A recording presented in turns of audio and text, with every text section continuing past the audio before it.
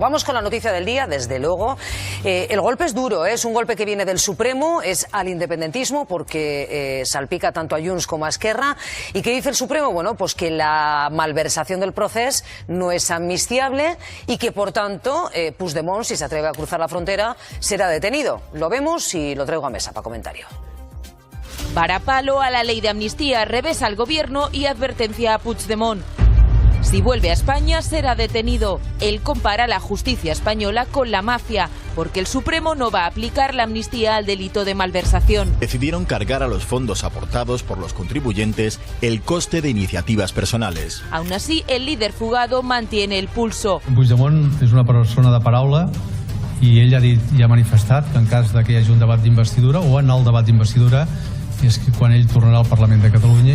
Y si consigue llegar al Parlament, serà protegido. El Parlament ha de ser inviolable. Els diputats i les diputades dins del Parlament han de ser intocables. Los partidos independentistas mueven ficha y anuncian un recurso de amparo ante el Constitucional. Es una vulneració gravísima de la separació de poders. Pues ninguna sorpresa, ninguna novedad. Se dedican a hacer política y no a hacer o a impartir justicia. No hay más vueltas que darle. Los jueces aplican las leyes conforme al ordenamiento jurídico español. Es para los populares un nuevo fracaso de Sánchez. Solo ha tenido mayoría para aprobar una ley que, por lo que se ve, ni siquiera saben hacerla. Una nueva patada al tablero político que podría hacer saltar por los aires la investidura en Cataluña y la aprobación de los presupuestos generales para el año que viene. No puedo darle una valoración sobre lo que ha pasado, ni sobre los futuribles, ni sobre cómo puede afectar, que entiendo que nada, porque son procesos diferenciados. Pero hay más. Llarena podría incluso reactivar la euroorden de detención. Puigdemont ya no es eurodiputado, no tiene protección y podría ser detenido también fuera de nuestras fronteras. Vuelta a la casilla de salida, un capítulo más de la vuelta frustrada de Puigdemont. Bueno, pues aquí le tengo a mi querido Expósito, director de La Linterna de COPE. Ángel, ¿cómo estás? Buenos días. ¿Qué tal, Ana? Buenos días. Esto se pone un pelín complicado, para Sánchez, Bueno, se pone un pelín complicado como para muchos era de prever. Nadie dijo que esto iba a ser fácil, ni siquiera para Puigdemont, por mucho que redactara él mismo con el tal Boye la ley, ¿no? No sé, yo sinceramente buscarán los vericuetos, buscarán los recursos, llegarán al Constitucional y en cuanto puedan lo intentarán dar la vuelta con todo el carácter de urgencia, y si no el tiempo. Recordemos que hay paralelismos entre la malversación en el proceso y la malversación en el caso de los ERE. Y mira lo que están haciendo con los ERE en la sucursal de Ferraz que hay ahí en Isaac Peral, en el edificio del Tribunal Constitucional. Por lo tanto, igual que van a ir indultando por lo bajín y a los de los ERE, harán lo imposible para cuando toque indultar a este. ¿Qué ocurre? A este y a estos. Ojo, que no solo es Puigdemont, que hay otro más importante todavía, que es Junqueras, sí, en este caso, porque la situación de Esquerra es insoportable. Por lo tanto, a día de hoy, patada a seguir, esto se prolonga, seguiremos sin presupuestos, Sánchez seguirá donde está, a pesar de Begoña, del fiscal, de Coldo, del Aldama, de Puigdemont y compañía, y seguramente elecciones en Cataluña. Bueno, voy a abrir mesa, Tiene razón Expósito, claro, es que en el caso de la inhabilitación casqueiro de Junqueras hasta el año 2031, si fuese así, si no fuese amnistiable, Junqueras no podría presentarse a las elecciones. Sea o no complicado, lo cierto es que puede ralentizar mucho la decisión de la amnistía. No, y la investidura en general, la investidura desde luego, pero también la gobernabilidad en España, ¿no? Esta era una de las medidas políticas que el gobierno había impulsado clarísimamente para facilitar la gobernabilidad a nivel nacional y también en Cataluña, y esto es un torpedo en la línea de flotación. A mí me parece que el Supremo ha hecho una sentencia magistral. El Supremo ha dejado claro Esta, algo... no la otra, claro. No, las dos, ambas. Lo que pasa es que la malversación se basa, y lo ha dicho siempre el Supremo, en utilizar recursos públicos para fines distintos de aquellos para los que fueron asignados esos recursos públicos. Ese es el delito de malversación. Lo que es interpretación creativa es eso de que solo haya malversación cuando el dinero te lo metes en el bolsillo. Cuando lo dedicas a financiar un golpe de Estado, entonces no hay malversación. Y lo que ha dicho el Supremo es, vamos a ver, si ustedes su golpe se lo hubieran financiado con su dinero, nada que objetar. Lo ha amnistiado el Gobierno, el delito de sedición, están ustedes libres. Pero es que ese golpe lo financiaron ustedes con dinero público, con dinero de todos los contribuyentes. Y eso es malversación. Y eso no es amnistiable. No solo porque el delito, porque es un enriquecimiento personal, porque eso constituye ánimo de lucro personal, sino porque va en contra de los intereses europeos, cosa que también está exenta en la propia ley de amnistía. Evidentemente el intento de sedición que se produjo durante unos minutos, aunque luego fue revertido, iba en contra de los intereses europeos, porque si Cataluña se hubiera escindido de España, eso habría reducido notablemente la aportación de España a las arcas públicas europeas, entre otros perjuicios para Europa. Bueno, con lo cual, evidentemente, lo que ha hecho la sentencia del Tribunal Supremo es decir, nosotros acatamos la ley, pero la ley deja fuera de los beneficios de la amnistía a estas personas sin embargo, que señalamos. Fíjate lo que dice el fiscal general del Estado. Hombre, claro, el fiscal general del Gobierno. En Francia sí que esto se va a tener que pulir. O sea, el propio Gobierno decía que una vez que se aprobaba la amnistía eran los jueces los que, en virtud de la separación de poderes, que ahora no tiene tan claro el Gobierno que existe, tienen que interpretar la ley de amnistía. Y esto era algo que yo creo que entraba dentro, o debía haber entrado dentro de los cálculos del Gobierno. En el caso, por ejemplo, del conseller Buch, es que a mí me parece que ahí claramente no es amnistiable, ¿no? Porque es evidente que si no llega a ser porque la Generalitat asume los gastos de escolta de Puigdemont tendría que haberlo pagado de su bolsillo, por ejemplo. Eso es dinero que se ha utilizado para el beneficio personal de alguien, en este caso, conseguirle seguridad. Y en el caso de... Lo podría haber pagado el partido, lo podría haber pagado... Sí, pero no lo hizo. Ya, pero me refiero que no es un beneficio personal directamente. Bueno, que no es un beneficio personal que te pagan la escolta. La seguridad, desde luego, aquí el único beneficiario de esa seguridad fue Puigdemont. Si lo hubiera pagado otro, a lo mejor no Puigdemont o el partido, pues no estaríamos en esta tesitura. Pero eso fue lo que ocurrió, que el partido por lo general pagaba poco. Lo que hacía era cobrarle mucho a los partidos, a las empresas, en comisiones, pero pagaba poco. Pagaban todos los catalanes, incluso aquellos que no estaban a favor de la independencia. Que ojo, malversación y en el caso del Procés, pero malversación no significa siempre enriquecimiento personal. Que si no hubieran usado fondos públicos de todos los catalanes, del conjunto de los españoles, para financiar el Procés, ninguno de ellos seguiría hoy en día en sus puestos. Estarían probablemente afrontando las consecuencias de la justicia igual que cualquier otro ciudadano cuando tiene un problema con los tribunales. Estamos hablando de gente, y también pasó en los ERE, que aprovecharon el dinero de todos para crear una red clientelar e impulsar una causa política concreta que les ha permitido seguir en sus puestos. En el caso del Procés, en el caso de los ERE, pues el mantenimiento de la Junta del Partido Socialista, la Junta de Andalucía. Esa es mi opinión. Vamos a escuchar a Núñez Feijóo, que acaba de hablar precisamente de este tema que estamos tratando en la mirada crítica. Agotar los plazos y estudiar muy bien esta ley, que por lo que vemos, además de ser una chapuza legal, pues es una ley que sigue presentando grandes dudas y que los beneficiarios de la misma, pues parece ser que van a tener que esperar y probablemente no se les va a aplicar, al menos en algunos delitos. Pero ustedes siguen teniendo claro que la ley es inconstitucional. Sí. Expósito, vuelvo contigo. La verdad es que Llarena, a mí, ayer leyendo detenidamente, decía, es que esto es un antojo personal de este señor que no paga ese antojo con el dinero de su bolsillo. ¿Sabes lo que pasa? Que yo creo que estamos comprando el debate absurdo de la malversación, como si esto fuera... A saber, esta gente dio un golpe de Estado. A esta gente no se les iba a amnistiar porque era inconstitucional. A esta gente que de verdad, cuando analizan las cosas que dicen, están como cabras. De verdad, desde el cariño y el respeto, están como cabras. O sea, oír a Puigdemont o a los amiguitos de Puigdemont hablar de mafias, sabiendo lo que sabemos de sus relaciones con los rusos, hablar de golpe, hablar de verdad, por favor, o sea, de verdad, no hay nadie que les diga que ya está bien, que adopten otra estrategia. Bueno, o sea, sus votantes, por eso no han tenido... Claro, es que sus votantes, ¿te parece poco el castigo? Quiero decir, o sea, sus propios votantes, cuando vieron a todos en el Tribunal Supremo declarar que aquello era un sueño que sabían perfectamente que no se iba a cumplir.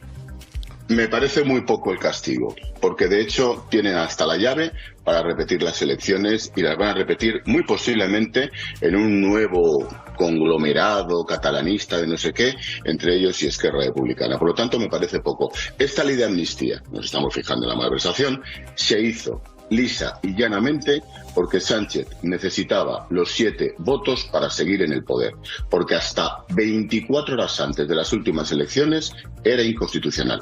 En función del resultado, se cambió. Y ahora estamos buscando los vericuetos de la malversación y demás. ¿Qué esperábamos? ¿Qué esperábamos por una ley redactada por Boye, con Puigdemont y quien fuera del gobierno?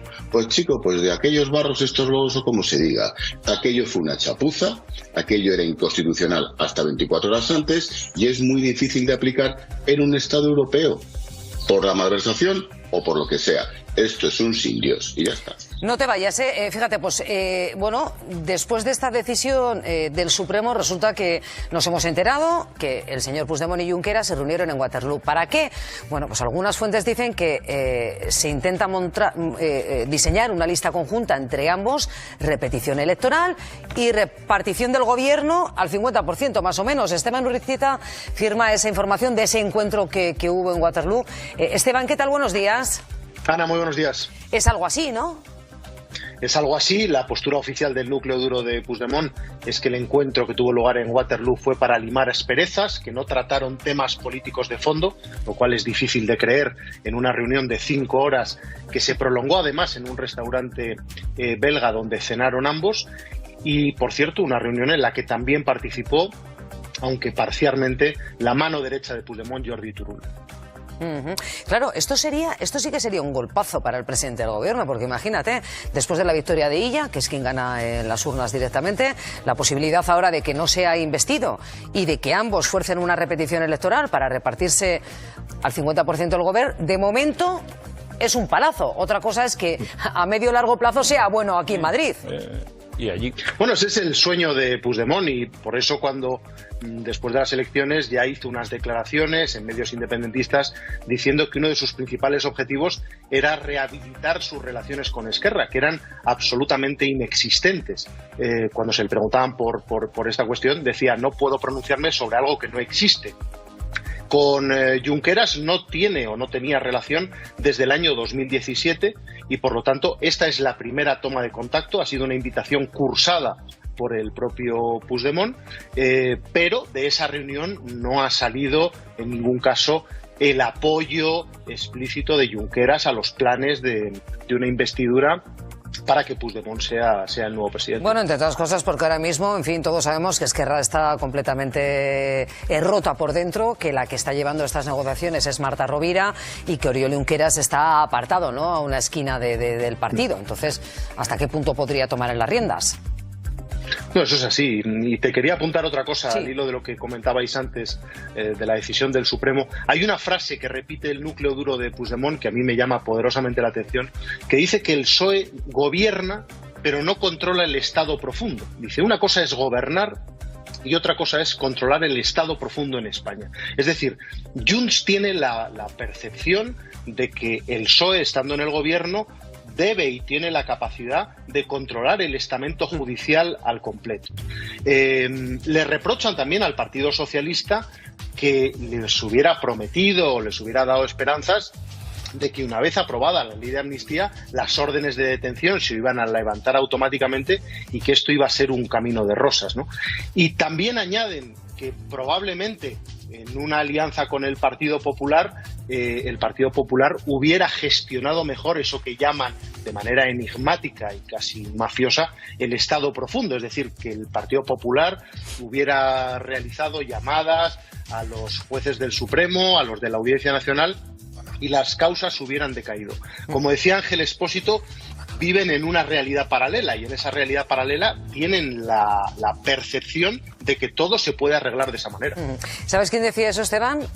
Batasuna y la izquierda Berchale. Claro. Eso del Estado profundo. Decían exactamente la misma, tenían el mismo discurso. Esteban, gracias, un beso. Está pánico. Un beso. Un beso. Olmo, que me estás levantando porque es tu cumple, ¿eh? Si no, no. Venga. No, digo que da pánico pensar que Concepción tiene el poder, ¿no? Junts, cuando le reprocha al Partido Socialista que no controle el Estado profundo, ¿no?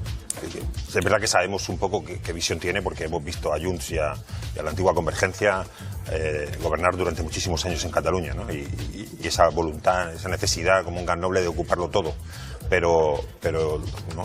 genera inquietud, ¿no? Pensar que algún gobernante en una democracia puede llegar a pensar o incluso reprocharle a un tercero que no sea capaz de controlar al 100% el Poder Judicial. Pues lo mismo que piensa el PSOE, perdóname, no es lo mismo que piensa Sánchez. Javier, yo tengo dudas de que esto, tengo muchas dudas en general de toda esta operación. Para empezar, porque ellos dos, Carles Puigdemont y Oriol Junqueras, hay que recordar solo a la gente, convivieron una etapa en el gobierno, porque Junqueras fue vicepresidente y aquello terminó no mal, sino peor, entre otras cosas porque Puigdemont salió de España huyendo y el otro se quedó aquí y asumió 4 años de cárcel, ¿no?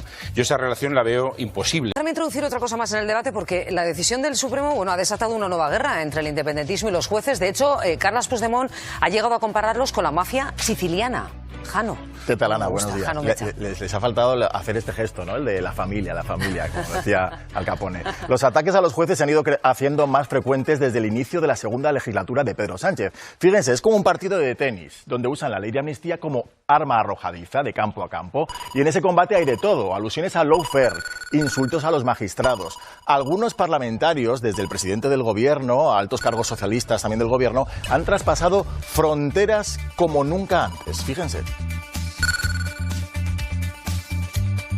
Siempre influir en el Poder Judicial. Sí que tengo que decirles que todo este proceso está resultando claramente extraño y burdo. Jueces que dictan sentencias sobre una ley que no conocían porque no existía. Algunas togas están entrando en la batalla electoral. También sus socios de gobierno. Aquí sigue el partido, sigue el combate. Desde Sumar han denunciado la falta de neutralidad de los jueces. Llevan meses haciéndolo. Se ha normalizado que desde el gobierno se alimente la desconfianza en la judicatura. Es como si se hubiera abierto la veda para cuestionar su independencia y afirmar sin paños calientes que desean intervenir en los asuntos políticos. Nosotros lo que defendemos es que hay que respetar la voluntad del legislador. La voluntad del legislador es que la amnistía debe ser completa y en los términos en los cuales se aprobó. Y lo que esperamos en las distintas instancias judiciales es que se respete la voluntad del legislador y que la amnistía se aplique en su totalidad. Ahora toca el turno de Esquerra Republicana. ¿Satisfacen los jueces intereses políticos? Para los independentistas esto está más que claro. Desde Esquerra, por ejemplo, llevan meses denunciándolo también. Ayer la última en hacerlo fue su portavoz, pero lo han hecho decenas de veces más. Pues ninguna sorpresa, ninguna novedad. Vemos a los jueces una vez más cómo se dedican a hacer política i no a hacer o a impartir justícia. No ho hem de fer pensant en aquests jutges prevaricadors. I si els jutges volen fer lleis, que es presentin a les eleccions. Es un montón de jueces en una sala del bar al servicio de PP y de Vox. Y por último está este combate entre Junts y los jueces. Son los que en más ocasiones han cruzado líneas rojas y han perdido ese respeto institucional. Pues han sido los miembros de Junts. Ayer Puigdemont o Jordi Turull hablaban de toga nostra, sin cortapisa. Llaman mafiosos a los jueces. Les acusan de prevaricar y les señalan con nombres y apellidos desde hace meses. Davant d'un cop de toga a l'Estat, és evident que la llei d'amnistia no ha agradat. Allò que ara ja podíem parlar de la toga nostra. La política l'ha de deixar de marcar gent com García Castellón o Aguirre, jutges prevaricadors. Gel, Lesmes, Llarena, Lamela y tants altres. Ataques ante esas medidas que ya hemos visto que se están produciendo y se van a poder producir por parte de la cúpula judicial. Bueno, pues voy a saludar a la magistrada y presidenta además de la Asociación Profesional de la Magistratura, la señora Del Barco. Magistrada, ¿qué tal? Buenos días. Hola, buenos días. ¿Y ahora qué? ¿Cuál es el siguiente paso? El Supremo rechaza la amnistía y ahora ¿qué le queda a Puigdemont? ¿Qué puerta tiene que tocar?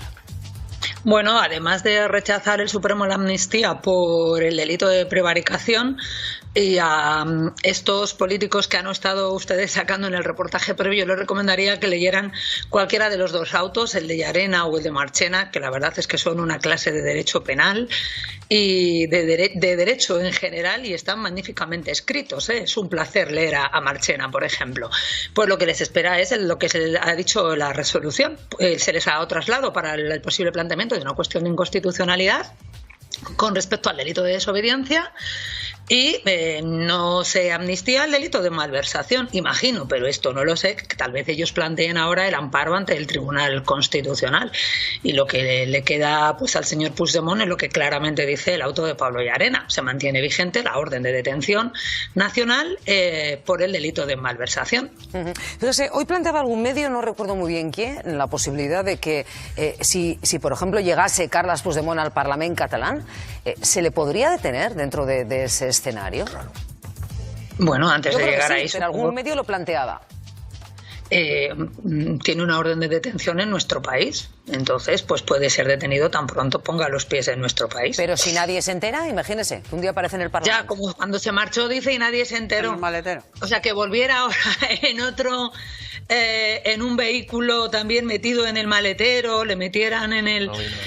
Bueno, yo quiero pensar que si vuelve, que no le veo yo muy decidido a volver, la verdad, porque yo recuerdo cuando fueron las elecciones en Cataluña que se decía que iba a venir justo la víspera de las elecciones, porque con la ley de amnistía sabía que él podía venir cuando le diera la gana. Pues han pasado ya unas pocas semanas y parece que no tiene tan claro que pueda volver. Yo creo que ayer el auto de Pablo Llarena le quedó bastante claro que no puede volver, salvo que quiera ser detenido, lógicamente, que tampoco estaría mal. Quiero decir, que se presentara ante la autoridad judicial y el juez Llarena ya decidiría, a la vista de esa detención, si quedaba en libertad, si se le hacían comparecencias o lo que fuera. Yo no sé si va a volver. De momento parece que no. Ni usted ni nadie, no tenemos ni idea. Lo cierto es que de momento lo que hace es seguir escribiendo en Twitter. Ayer les comparaba a ustedes, decía la toga nostra, ¿no? Haciendo una referencia a la mafia siciliana. ¿A usted qué cara se le queda cuando oye a representantes que están en el Congreso de los Diputados manteniendo este ataque directo contra los jueces como magistrada? Bueno, llevamos meses escuchando estos ataques directos, ¿no? Ustedes ponían en su reportaje a Miriam Nogueras, a Gabriel Rufián y a este señor, al propio Puigdemont, hablando en Twitter o cuando hace sus intervenciones fuera de nuestro país. Pues es la costumbre. Quiero decir que generalmente aquellos que han cometido un delito, los jueces no les caemos muy bien. Entonces, pues no esperamos que nos dediquen bonitas palabras. Creo que él se define a sí mismo, ¿no? Entonces no. Es un ataque más de los muchos que hemos recibido el Poder Judicial desde el independentismo catalán por la aplicación del Código Penal a los hechos que cometieron, que eran hechos constitutivos de delito, ni más ni menos. No se trata de que los jueces tengan que presentarse al Parlamento si quieren hacer leyes, no, los jueces están aplicando la ley. Además, leer ayer las dos resoluciones que salieron de la Sala Segunda del Tribunal Supremo hace una explicación pormenorizada de por qué en estos casos concretos, en el supuesto delito de malversación, pues no cabe la amnistía, y además explica perfectamente la interpretación que hace de la propia ley de amnistía. Por tanto, los jueces están aplicando la ley. Pero esto, recuerden ustedes que cuando salió la ley del sí es sí, también decía Pedro Sánchez, los jueces no van a revisar las condenas a la baja. También se dictó una instrucción por la Fiscalía, por el Fiscal General del Estado, diciendo que había que aplicar una disposición transitoria del Código Penal de 1995. Y al final, pues los jueces deciden con arreglo a derecho, ni más ni menos. Magistrada, habla usted de Pedro Sánchez, quiero debatir con usted unas declaraciones que hacía ayer el presidente del Gobierno en la cadena SER. Defendía el nuevo fiscal general del Estado. Todo esto venía porque el Partido Popular, no sé con qué información, ha adelantado que esta semana a lo mejor el fiscal general del Estado va a resultar imputado. Y él lo que decía, no sé si va a ser diputado o no, pero no debe dimitir y tiene el apoyo del Ejecutivo. Vamos a escuchar al presidente del Gobierno en la cadena SER. Por supuesto que no tiene que dimitir porque cuenta con todo el apoyo del Gobierno de España. El fiscal general del Estado, para defender, en este caso, a la Fiscalía de Madrid, lo que hace es publicar una nota aclarando un bulo para tratar de desinformar sobre un caso que afecta directamente a la presidenta de la Comunidad de Madrid. Puesto que ya ha decidido que el fiscal general del Estado, que depende del mismo, no va a ser cesado. Esto demuestra cómo entiende Sánchez la separación de poderes. Bueno, pues ya he escuchado, ante una posible imputación, que no sabemos si se va a producir o no, dice el presidente del Gobierno que lejos de dimitir cuenta con todo el apoyo del Ejecutivo. Yo no tengo la más mínima duda de que Álvaro García Ortiz cuenta con todo el apoyo del Ejecutivo. Lo que sí que me gustaría es desmentir el bulo del presidente de ayer. En realidad, en el caso de que llegue a ser investigado Álvaro García Ortiz, hay que recordar que la investigación que se sigue ante el Tribunal Superior de Justicia de Madrid no es por desmentir bulos, es por la posible comisión de un delito de revelación de secretos. O sea, el gran bulo es decir que va a ser investigado por desmentir un bulo. Eso sí es un bulo. Bueno, nos quedamos. Usted confía, ¿verdad?, en la independencia del Constitucional, porque me llegan informaciones que Núñez Feijóo acaba de decir en Onda Cero que, en fin, que no tiene claro yo tampoco. Que veremos a ver cómo actúa el Tribunal Constitucional. Yo confío en la independencia de todos los jueces y magistrados del Tribunal del Poder Judicial de este país y veremos a ver qué dice el Tribunal Constitucional. No voy a desconfiar y voy a esperar a que dicte su resolución en el caso de que se plantee el amparo y también ante la cuestión perjudicial que en su caso se plantee por el delito de desobediencia. Confianza plena en las instituciones, aun cuando no todas las resoluciones nos gusten y las compartamos. Hombre, así debería de ser, ¿verdad? Y así deberíamos de tomárnoslo. Magistrada, gracias por estar en La Mirada Crítica. Una mañana más. Que tenga usted buena semana. Hasta luego. Isabel y Juanma, que no habían hablado antes. Venga. No, yo decir que el Tribunal Constitucional no es Poder Judicial. A pesar de que esté actuando como un tribunal de casación, no lo es un órgano político cuya función debería limitarse a determinar si se han vulnerado derechos fundamentales o no, y no actuar de tribunal de casación y amnistiar en la práctica, como se dispone a hacer esta semana, a los responsables de la mayor corrupción que se ha producido jamás en España, que es la de los ERES, ¿no? Y en relación con el asunto de las elecciones catalanas, que nos habíamos ido de ahí, yo lo que creo es que se van a repetir seguro, que Illa no va a ser investido, por lo menos en esta tanda, porque sería un suicidio para Esquerra. Si Esquerra ahora acepta que Illa sea investido, Esquerra desaparece. Vamos al tema.